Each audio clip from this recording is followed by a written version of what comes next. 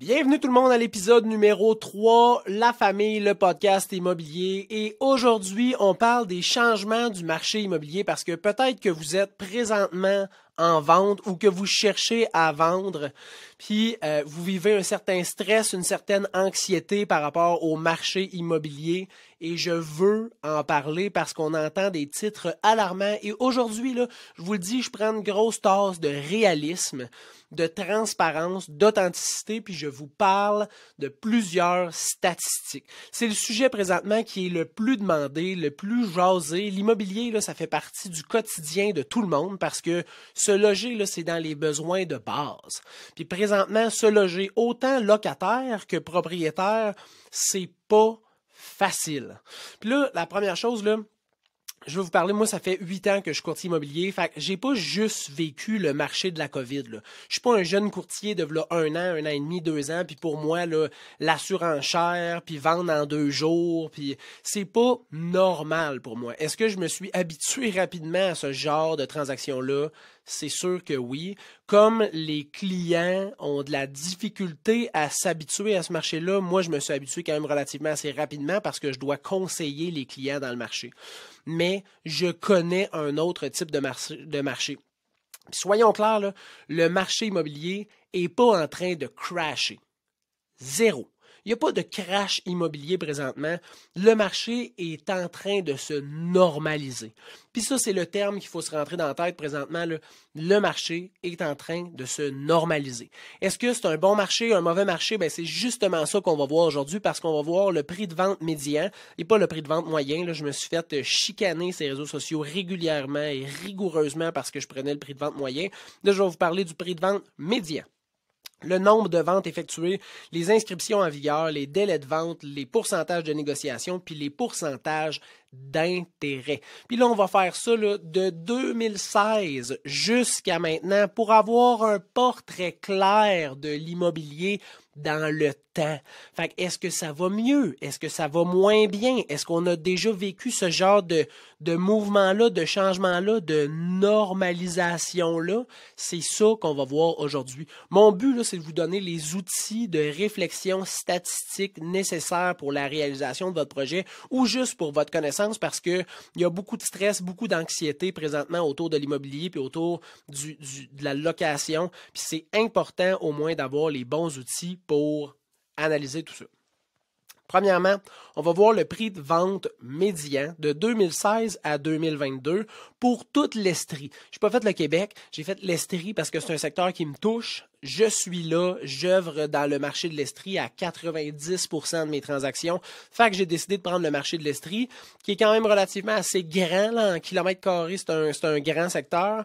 On commence prix de vente médian 2016 à 2022, puis là je dirais pas chaque année à chaque statistique, là. Donc 2016, 190 000, 199 000, 209 000, 202 000, une légère baisse, 250 000, 292 000 et en 2022, 337 000. Donc, on a vu une grande augmentation là, entre 2020 et 2022. Mais si on prend déjà l'année en 2017, là, on disait « Wow, hey, les propriétés prennent de la valeur. » En 2018, la même affaire. C'est une année du tonnerre. En 2019, meilleure année, incroyable année.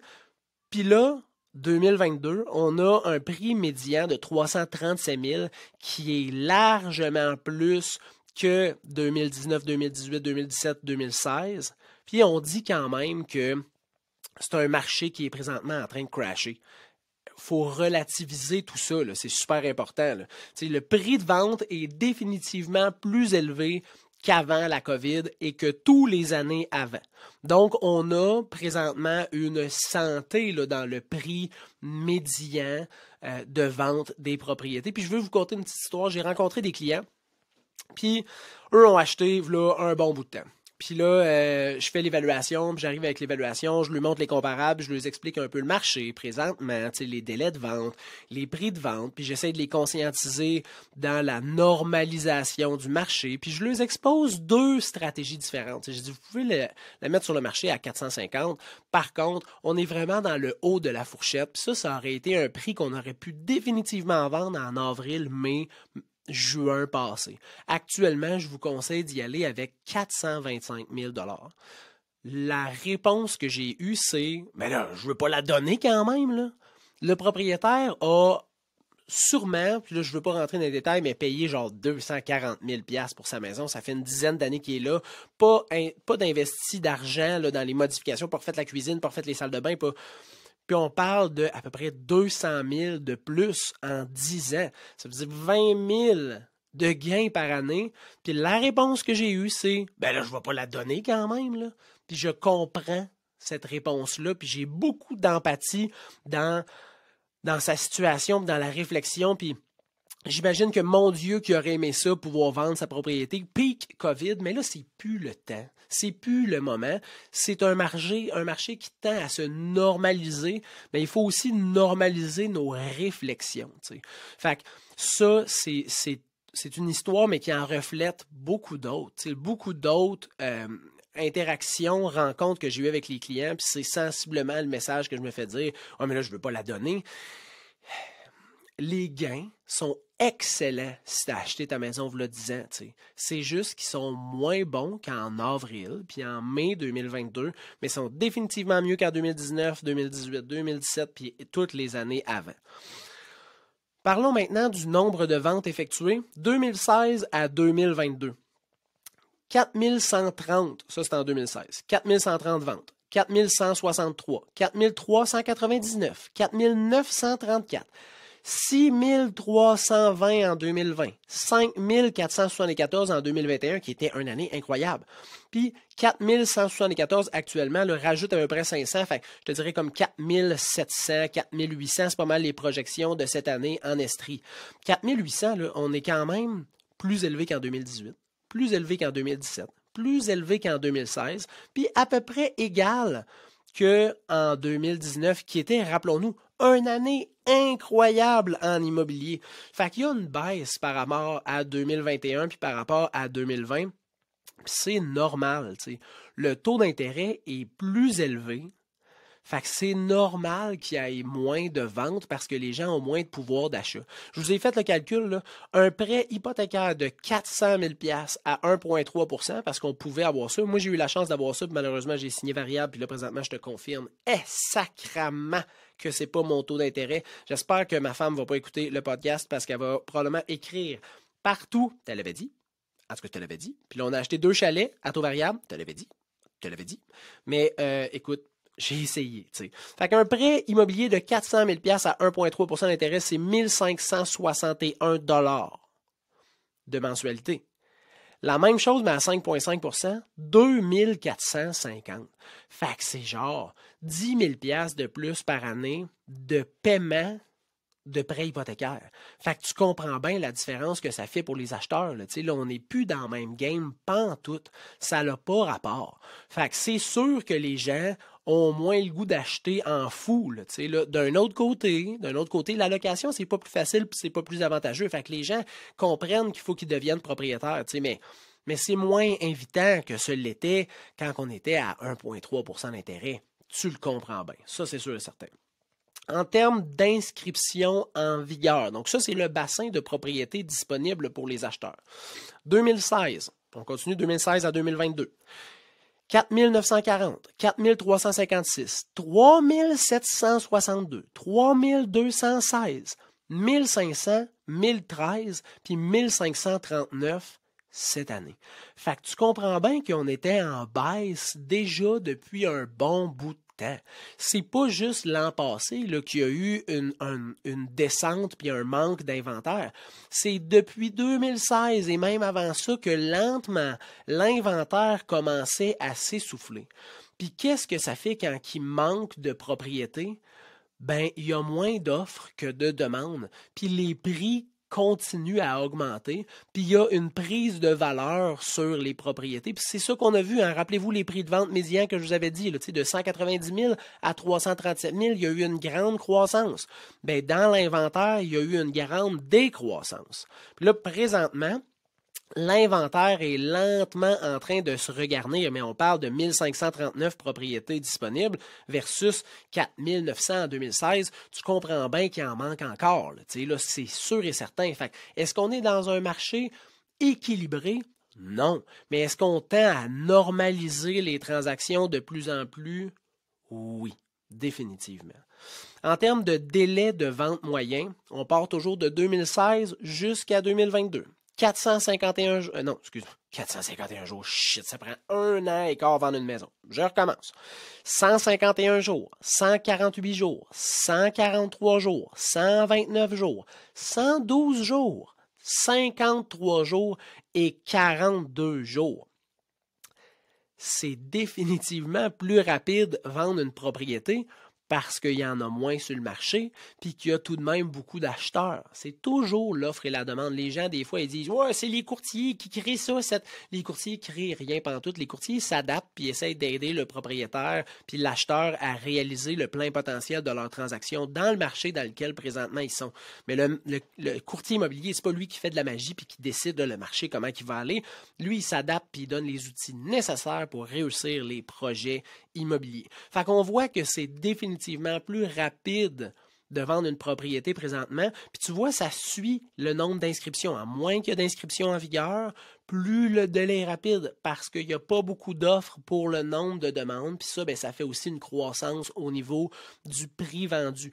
Il y a toute une corrélation dans ces statistiques-là, mais tu ne peux pas juste en analyser une. Tu dois analyser toutes les statistiques pour avoir un portrait clair. Puis c'est ça que je fais aujourd'hui avec vous de 2016 à 2022 sur le plus de statistiques possible pour vous donner les outils d'analyse et de réflexion nécessaires pour que vous puissiez voir qu'on n'est pas dans un crash immobilier, on est dans un marché qui tend à se normaliser. Puis c'est à prévoir les augmentations de délai là, parce que lentement, l'inventaire commence à revenir. Fait que s'il y a plus d'inventaire, il y a plus de choix. Le taux d'intérêt est relativement assez haut. Fait que ça diminue le potentiel d'acheteur. Fait que là, il commence à avoir un petit peu moins de demandes, un petit peu plus d'offres. Fait que les délais vont s'allonger naturellement. Fait que si vous êtes sur le bord de mettre votre propriété en vente, de rencontrer un courtier, si vous êtes déjà en vente, ça fait 1 mois, 2 mois, comprenez ce changement-là, cette normalisation-là qui lentement prend place dans le marché actuel. Puis c'est normal que votre courtier vous en a pas parlé v'là 1 mois, v'là 2 mois, parce qu'on n'était pas nécessairement aussi avancé dans ce processus de normalisation. Mais ça, c'est important de le comprendre. C'est pas le courtier qui fait mal sa job, c'est pas le professionnel, c'est pas le marketing derrière ça, c'est le marché qui tend à se normaliser. Fait que ça, c'est important de le comprendre, tu sais, là. Puis dans les mois futurs, ça ne prendra pas nécessairement 6 jours. Puis tu peux vendre en 6 jours, je te le dis. Je te donne le plan de match, tu peux vendre en 6 jours, là, mais à un prix qui est statistiquement réaliste, puis qui est alléchant, avec une propriété qui est bien préparée dans un secteur qui est en demande, tu vends encore en 6 jours. Mais mets une propriété dans le haut de la fourchette de l'évaluation, prends les comparables des derniers mois, je t'assure que ça va prendre plus de temps, malheureusement, c'est sûr, parce que le marché est en train de shifter, puis il est en train de se normaliser. En termes de pourcentage de négociation moyen, puis ça, c'est une statistique qui m'a frappé, là. On part de 2016, puis on s'en vient à 2022. Check bien ça. 93 94 94 95 97 100 puis 100 Quand je dis 93 ça veut dire qu'il y avait en moyenne 7 de négociation entre le prix vendu puis le prix affiché au départ. Fait que, ou de négociation ou de baisse de prix. Fait que, en 2016, là, tu pouvais penser acheter une propriété, mettons, 279 000 s'il était affiché à 300 000. Tandis que cette année, une propriété qui est affichée à 300 000, la moyenne, là, la statistique, là, c'est qu'elle va sortir à 300 000. Ça, là, c'est présentement en train de lentement changer où ça va changer dans les prochains mois parce que les propriétés qui sont affichées sur le marché au mauvais prix sont pas encore vendues, affectent pas encore cette statistique-là, mais vont devoir baisser de prix pour se vendre. Donc, le prix là, affiché puis le prix vendu va être différent. Puis ça va venir baisser le pourcentage de prix de vente versus le prix affiché, donc augmenter là, la stat du pourcentage de négociation des acheteurs contre les vendeurs. Puis ça, c'est important de le comprendre, c'est important de s'y attendre, c'est un scénario qui va arriver. Fait que si vous êtes vendeur ou que vous êtes acheteur, comprenez cette statistique-là. C'est une statistique qui lentement... Est-ce qu'on va revenir à 93%? Vraiment pas tout de suite, là. Mais est-ce qu'on va aller chercher 1%, 2% en moyenne? Probablement.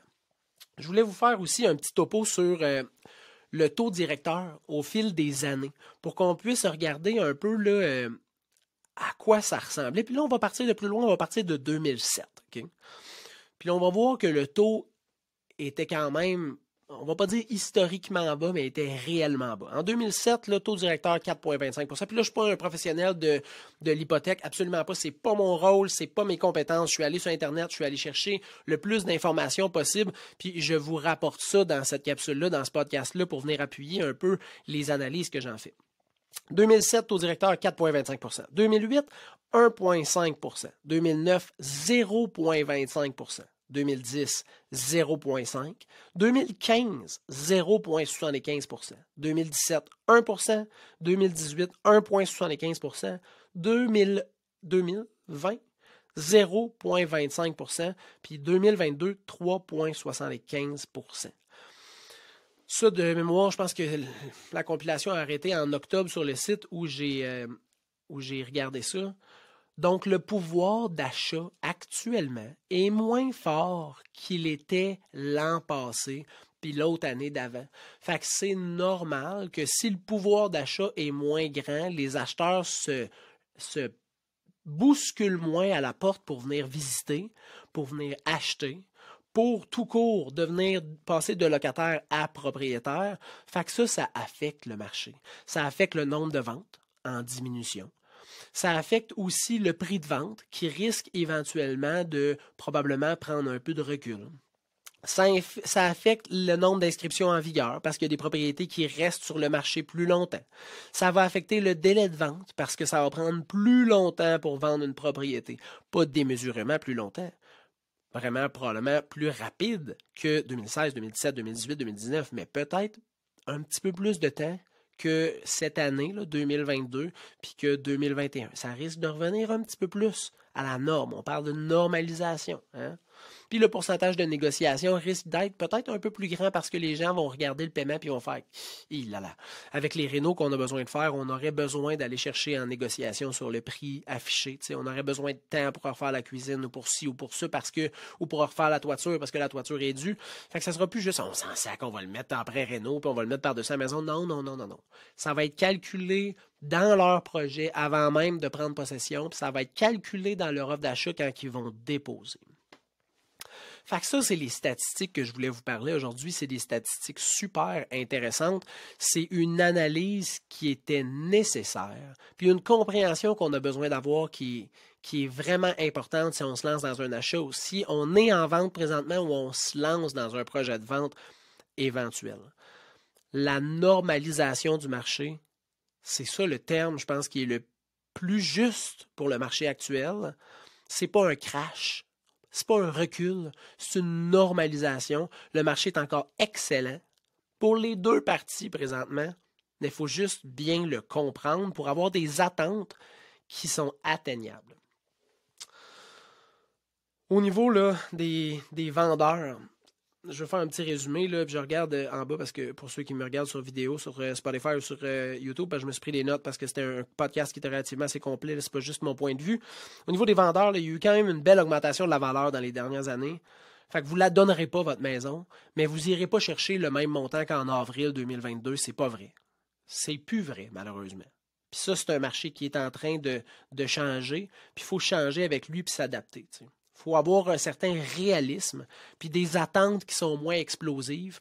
Comme ça, votre courtier va atteindre vos attentes. Vous allez être content de votre succès aussi, vous allez être satisfait de votre vente, puis l'acheteur va réussir à s'entendre avec vous.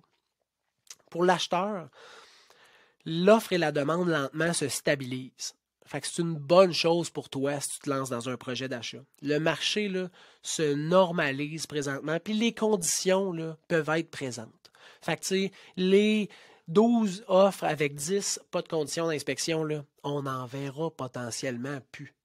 Parce que les gens vont vouloir faire les choses de la bonne façon, parce que les gens sont plus fous. Ils peuvent plus se permettre d'être fous.